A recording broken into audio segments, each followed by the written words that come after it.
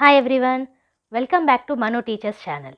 So ఇవాల్టి క్లాస్లో physical science అనే సబ్జెక్ట్ని స్టార్ట్ చేస్తున్నాము. సెకండ్ సెమిస్టర్ వాళ్ళకి సంబంధించిన ఫిజికల్ సైన్స్ సబ్జెక్ట్ ఇది, బీఎడ్ సబ్జెక్ట్. ఓకే, చాలామంది కామెంట్స్లో ఫిజికల్ సైన్స్ వీడియోస్ కావాలని పెట్టారు. సో ఇప్పటికీ కుదిరింది మనకి. సో మీరు కామెంట్ సెక్షన్లో పెట్టిన సజెషన్స్ అన్నిటినీ కూడా మేము చూస్తున్నాము. వీలైనంత వరకు వీడియోస్ కూడా మేము తీసుకొస్తాము. సో కమ్యూనికేట్ అవ్వండి కామెంట్ సెక్షన్లో, అండ్ అలాగే ఫీడ్బ్యాక్ ఏమన్నా ఉన్నా సరే ఇవ్వండి. కొత్తగా ఛానల్ని విజిట్ చేసిన సబ్స్క్రైబ్ చేసేసుకుంటే ఇంకా మంచి మంచి వీడియోస్ కూడా మీకు వస్తూనే ఉంటాయి. సో ఫ్రీయే కాబట్టి subscribe and like. Coming to the class, unit 6 నుంచి యూనిట్ 10 వరకు మనకి సెకండ్ సెమిస్టర్లో ఉంటుంది. ఓకే, ఫస్ట్ సెమిస్టర్లో యూనిట్ 1 నుంచి యూనిట్ 5 వరకు ఉంటుంది. సో ఈ యూనిట్ 6 నుంచి యూనిట్ 10 వరకు ఆల్రెడీ సిలబస్ వీడియో అనేది చేశాము లాస్ట్ వీక్. సో ఆ వీడియో చూడలేదంటే కనుక మీకు ఈ వీడియో ఎండింగ్లో కూడా కనిపిస్తుంది, అక్కడ నుంచి చూసేయండి. Okay, unit 6 which is school curriculum in physical science. Physical సైన్స్లో స్కూల్ కరికులం గురించి, మనకి మ్యాథమెటిక్స్ పెడగాజీలో కూడా స్కూల్ కరికులం గురించే ఉంది. మీరు చూడలేదంటే కనుక మ్యాథ్స్ కూడా అన్ని వీడియోస్ అవైలబుల్ ఉన్నాయండి. యూనిట్ 1 నుంచి యూనిట్ 10 వరకు videos are available in our channel. So first sem వాళ్ళు కానివ్వండి, సెకండ్ సెమ్ వాళ్ళు కానివ్వండి, మ్యాథ్స్ వీడియోస్ అయితే కంపల్సరీగా మీకు దొరుకుతాయి ఛానల్లో.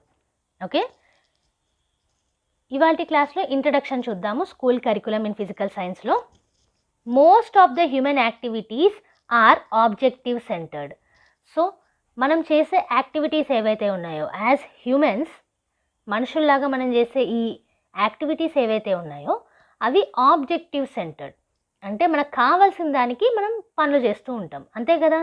ఆకలైంది తింటాం, నిద్ర వస్తే పడుకుంటాం. సో మనకి ఏ ఆబ్జెక్టివ్ ఉందో దాని ప్రకారంగానే మన యాక్టివిటీస్ అనేటివి ఉంటాయి.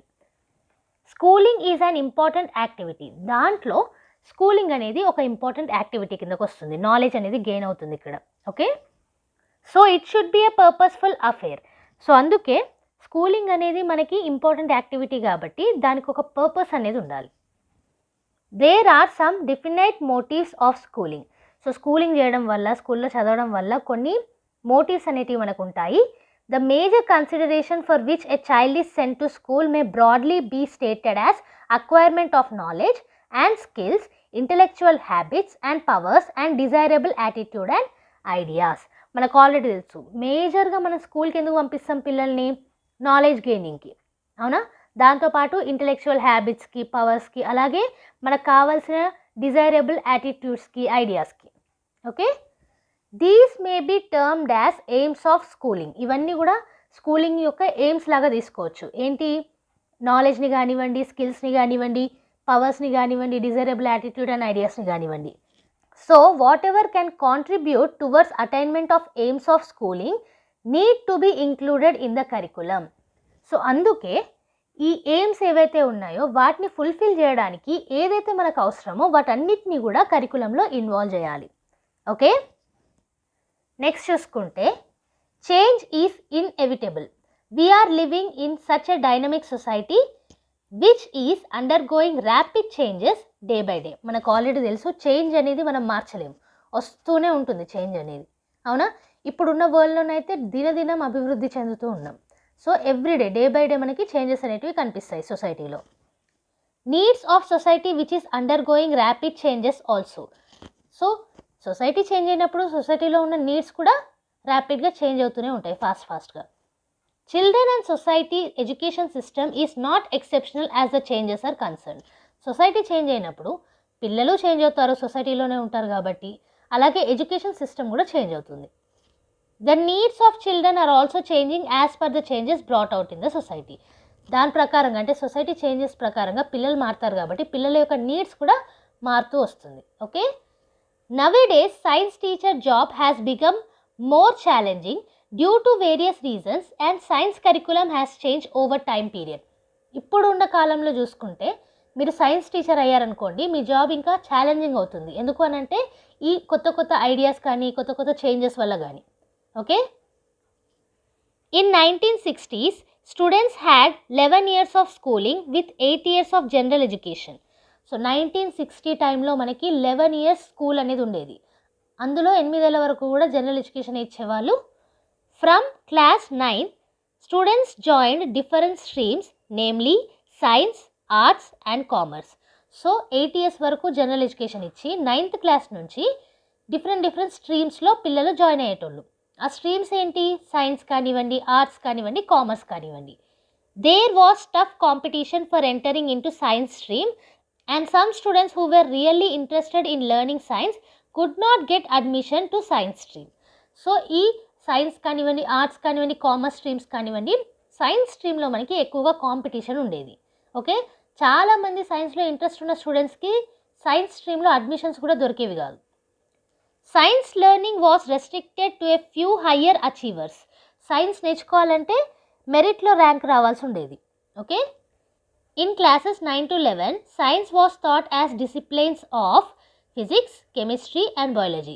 సో సైన్స్ స్ట్రీమ్కి వెళ్ళిన తర్వాత 9th మరియు 11th క్లాస్ వరకు సైన్స్ని ఎలా టీచ్ చేసేవాళ్ళు? ఫిజిక్స్, కెమిస్ట్రీ అండ్ బయాలజీ అని 3 డిసిప్లిన్స్లో టీచ్ చేసేవాళ్ళు. Okay, the books published by private publishers and written by single author were used.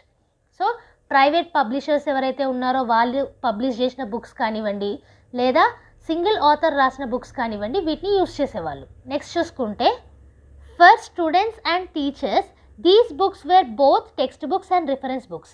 So స్టూడెంట్స్కి కానివ్వండి, టీచర్స్కి కానివ్వండి, ఈ ప్రైవేట్ పబ్లిషర్స్ ఇచ్చే పబ్లిష్డ్ బుక్స్ లేదా సింగిల్ ఆథర్ బుక్స్ అనేటివి అవే మనకి టెక్స్ట్ బుక్స్ అయ్యేటివి, రిఫరెన్స్ బుక్స్ అయ్యేటివి.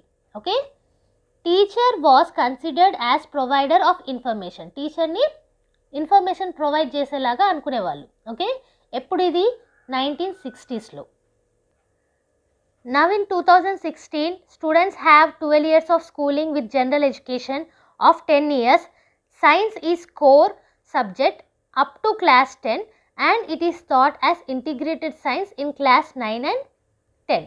సో ఏమంటున్నారు ఇక్కడ? 2016 టైంలో ఏమైందనంటే 1960s నుంచి జనరల్ ఎడ్యుకేషన్ అనేది, స్కూలింగ్ అనేది మనకి 10 years ఇవ్వడం జరిగింది. ఆ తర్వాత మిగతా 2 years ఏంటి? ఇంటర్ అనేది వచ్చింది.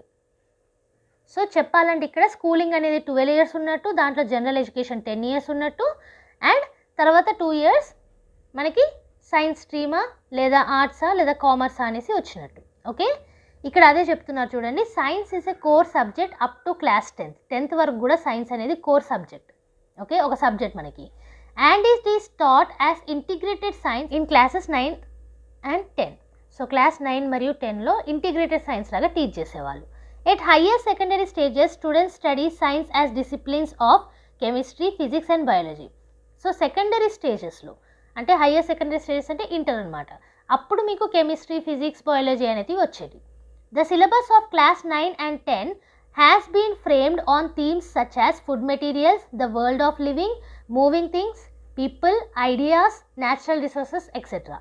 సో ఈ 9th 10thలో సిలబస్ ఎలా ఉండేది అని అంటే ఫుడ్ మెటీరియల్స్ మీద, లివింగ్ థింగ్స్ మీద, మూవింగ్ థింగ్స్ మీద, పీపుల్ మీద, న్యాచురల్ రిసోర్సెస్ మీద, వీటి మీద ఉండేది సిలబస్ అనేది. Students find this science more relevant to these themes and can relate it to life and surroundings. So ఈ 9th and 10th క్లాస్లో సిలబస్ ఏదైతే ఉందో అది ఎక్కువగా లైఫ్ తోటి రిలేట్ చేసుకుంటూ మోర్ రెలివెంట్గా ఫీల్ అయ్యేవాళ్ళనమాట. Okay, experiments / activities related to these themes can be conducted in the class rooms. So మనకి ఎక్స్పెరిమెంట్స్ కానివ్వండి, యాక్టివిటీస్ కానివ్వండి, ఈ 9th 10th సిలబస్ ఏదైతే ఉందో అది క్లాస్ రూమ్స్లోనే కండక్ట్ చేయొచ్చు ఆ టాపిక్స్కి సంబంధించి. Now students have quality text books published by NCERT and written by a team of authors. So 1960sలో ఎట్లుండేది? సింగిల్ ఆథర్ రాసిన బుక్ లేదా ప్రైవేట్ పబ్లిషర్స్ పబ్లిష్ చేసిన బుక్స్ వీటిని యూజ్ చేసేవాళ్ళు. కానీ ఇప్పుడు NCERT ఇచ్చిన బుక్స్ అండ్ అలాగే ఒక థీమ్ ఆఫ్ ఆథర్స్ రాసిన బుక్స్ అనేటివి ఉంటున్నాయి. సో ఎక్కువ నాలెడ్జ్ అనేది వస్తుంది మీకు. ఈ B.Edకి సంబంధించిన సిలబస్ కూడా NCERT వాళ్ళే ఇస్తారు. Okay, these text books provide students space for inquiry and questioning. So ఈ టెక్స్ట్ బుక్స్లో ఇంక్వైరీ కోసం, క్వశ్చనింగ్ కోసం కొంచెం ఎన్విరాన్మెంట్ అనేది, స్పేస్ అనేది ఇవ్వడం జరిగింది. Activities for students have been incorporated at relevant places in the text books. యాక్టివిటీస్ని కూడా ఇన్వాల్వ్ చేశారు టెక్స్ట్ బుక్స్లో. Teacher is no more only a provider of information. 1960లో టీచర్ ప్రొవైడర్ ఆఫ్ ఇన్ఫర్మేషన్, కానీ ఇప్పుడున్న పరిస్థితుల్లో టీచర్ ఇన్ఫర్మేషన్ ప్రొవైడరే కాకుండా ఫెసిలిటేటర్ లాగా ఉంటున్నారు.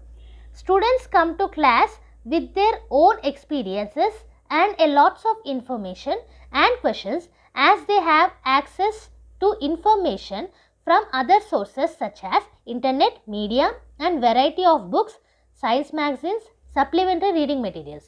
సో ఇప్పుడు ఏంటంటే స్టూడెంట్స్ ఆల్రెడీ ప్రీవియస్ నాలెడ్జ్ తోటి ఓన్ ఎక్స్పీరియన్సెస్ తోటి lot of information and questions తోటి వస్తున్నారు. ఎందుకు అనంటే టీచర్స్ దగ్గరే కాకుండా ఇంటర్నెట్లో, మీడియాలో, బుక్స్లో, సైన్స్ మ్యాగజైన్స్లో, ఇతర రీడింగ్ మెటీరియల్స్లో నేర్చుకుని వస్తారు కాబట్టి. ఓకే, చాలా ఇన్ఫర్మేషన్ అనేది ఇప్పుడు అవైలబుల్ ఉంది కాబట్టి. ఒకప్పుడు ఈ ఇంటర్నెట్ అది లేకపోవడం వల్ల టీచర్ ఇన్ఫర్మేషన్ ప్రొవైడ్ చేస్తే తీసుకునేవాళ్ళు. ఇప్పుడు అలా లేదు కదా, సో అదే చెప్తున్నారు. నెక్స్ట్ చూసుకున్నట్టయితే sometimes a student challenges teachers knowledge. ఇప్పుడున్న కాలంలో టీచర్స్ నాలెడ్జ్ని కూడా ఛాలెంజ్ చేసేలాగా ఉంటున్నారు students. Okay, teachers are required to have updated knowledge and should be ready to verify and validate their own knowledge. So అందుకే టీచర్స్ ఏం చేయాలి, అప్డేటెడ్ నాలెడ్జ్లో ఉండాలి, కొత్త కొత్త నేర్చుకుంటూనే ఉండాలి. అండ్ అలాగే వాళ్ళ ఓన్ నాలెడ్జ్ని వ్యాలిడేట్ చేస్తూ ఉండాలి, కరెక్ట్గా మనం అప్ టు డేట్ ఉన్నామా లేదా అనేసి. All these can be found in national curriculum frameworks. ఇదంతా కూడా మీరు ఎన్సీఎఫ్లో చూడొచ్చు, national curriculum frameworks. Therefore before proceeding further we should know the history of development of NCF. So మనకి ఈ స్కూల్ కరికులం అనేది తెలియక ముందు ఎన్సీఎఫ్ అంటే ఏంటో కూడా తెలిసి ఉండాలి. ఓకే, సో ఇది ఇవాల్టి క్లాస్లో మనం ఫిజికల్ సైన్స్ అనే సబ్జెక్ట్ని స్టార్ట్ చేశాము. కొత్త సబ్జెక్ట్ ఇది, చాలామంది కామెంట్ సెక్షన్లో మెన్షన్ చేశారు కాబట్టి తీసుకొచ్చాము. సో సెకండ్ సెమ్కి సంబంధించిన ఫిజికల్ సైన్స్ సబ్జెక్ట్ యూనిట్ 6 నుంచి యూనిట్ 10 వరకు ఉంటుంది మీకు.